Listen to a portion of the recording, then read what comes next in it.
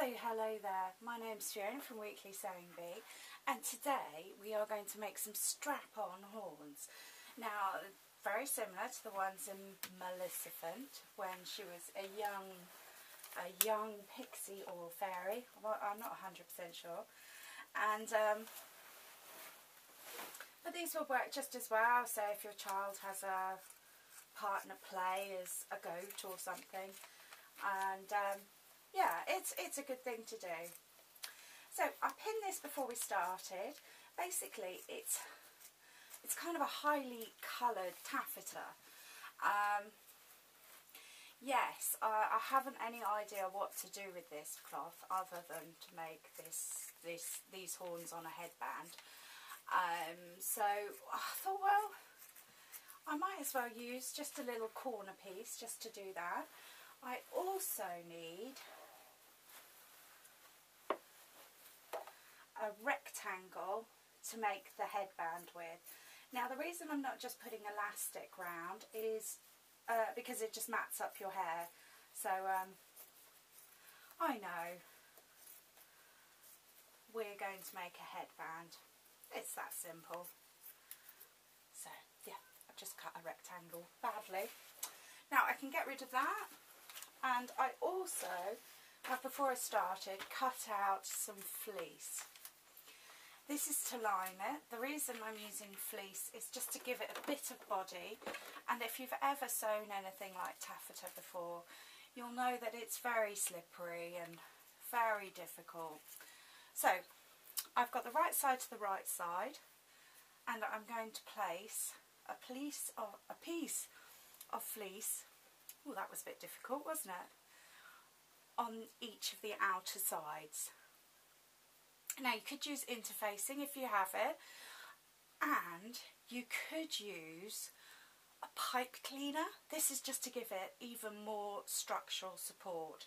Now I don't have a pipe cleaner, but if you were to use a pipe cleaner, it would be on the fleece side, so that when we turn it inside out, then it will be on the inside rather than the outside.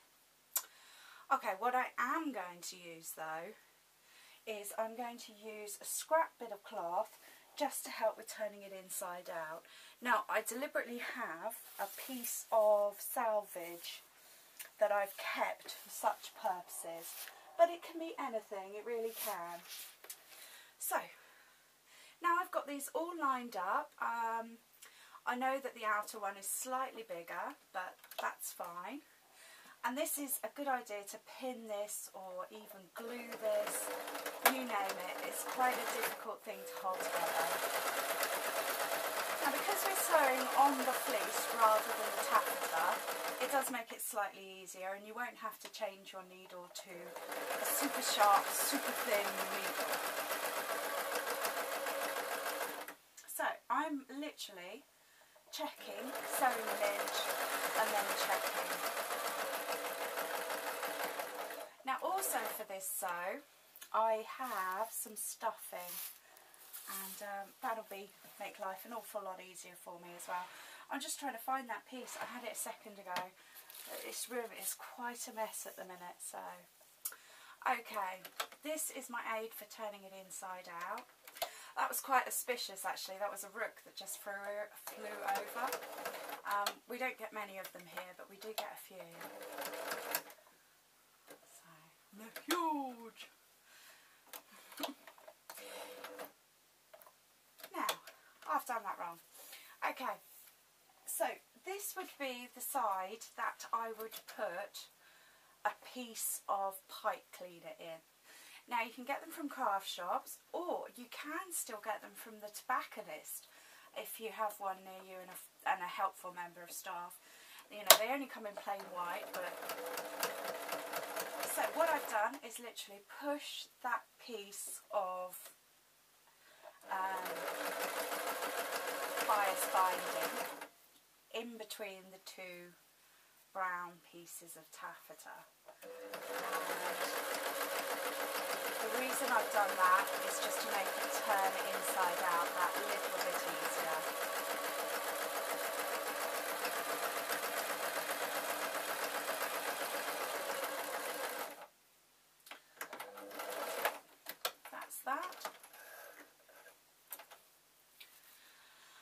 fold it over, and I have my knitting needles here, and I'm just going to push. I'm not going to pull the bias binding yet, because if I pull it too soon then it will just get into a knot. But it gets to a point where you can literally just pull it out, and to get that nice sharp point I am going to pull it out now and go back with my knitting needle. I know. So, and then what I have to do is I have to trim this off. So I haven't wasted any of this bias binding. It's all still there, and I can just trim those with a piece of nail scissors or something. So of course they're going to need a little bit more stuffing. That's just to keep them upright. Alright, so let's get the other one done. And, or should I do the headband? Yeah, I think I'll do the headband now. So it's very simple, very, very simple. What I'm going to do is I'm going to sew along this strip. I know, not difficult, not difficult at all. And of course, if you wanted to use the bias binding again, just to turn it inside out, that would be a great idea. I'm going to turn it inside out now. And of course I've still got my knitting needle to sort of push it through and everything else like that. Now they always say use the blunt end of a knitting needle. You can use the sharp end if you like, just be careful really, you know. Now because this is sort of all glittery and shiny and it's got a pattern to it, it's got an adorable pattern to it. Although I still can't think of what I'm going to make. Something will come along. Yes, I've never not used a piece of fabric. Okay, so what I'm going to do is I'm going to place a piece of elastic just around the bottom. Now I didn't want to do it fully elastic because of it would just mat up the hair. So I've placed the seam halfway through, and then I've just pushed it in with my fingers, and then I'm going to take the elastic. If you have some brown elastic, that would be very good. And then I'm going to do a couple of stitches. When I go over the elastic, I'm just going to reverse over it as well. I want to make it quite secure, because if this is for a sort of class day or fancy dress, then it's going to be on there for a long time.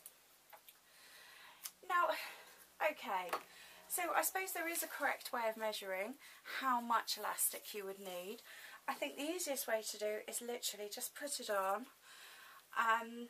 The correct calculation would be to lose a third of the overall head size if the elastic was standard stretch. Now I don't know where you would buy standard stretch, or if you could, and I don't know, but what I would recommend you do, and what I have done, is just use the model as a measure.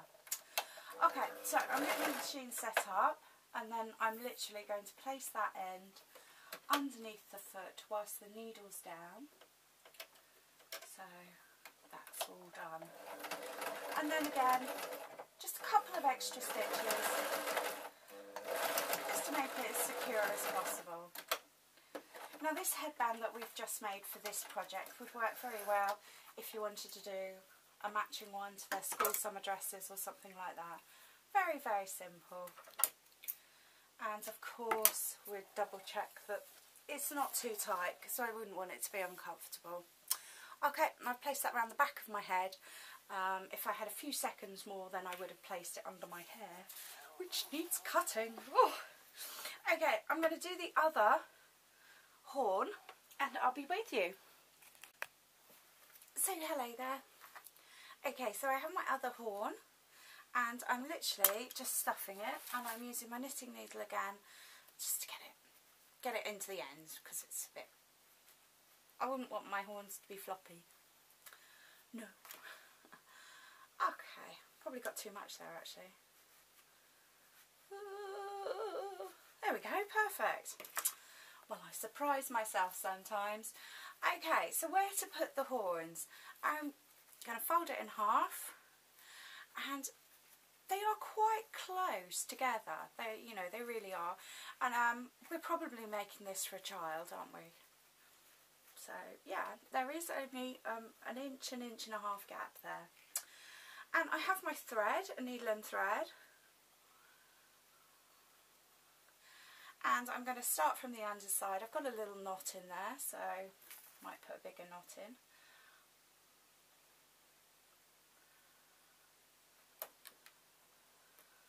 Okay. Yeah, I could have done that whilst I was doing it, but never mind. So, there we go. I'm just matching them up so that they're going the same way. Now you really want to sort of grab the horns a good ½ an inch up, and then sew, and this will tuck everything in as well. So, oh, I found the knot. It's just by the end, the other end. Okay. I'm going to switch you off, thread a needle. Sorry about that. It's one of those things, we all have our foibles, and I cannot thread a needle when the camera's going. I just start shaking.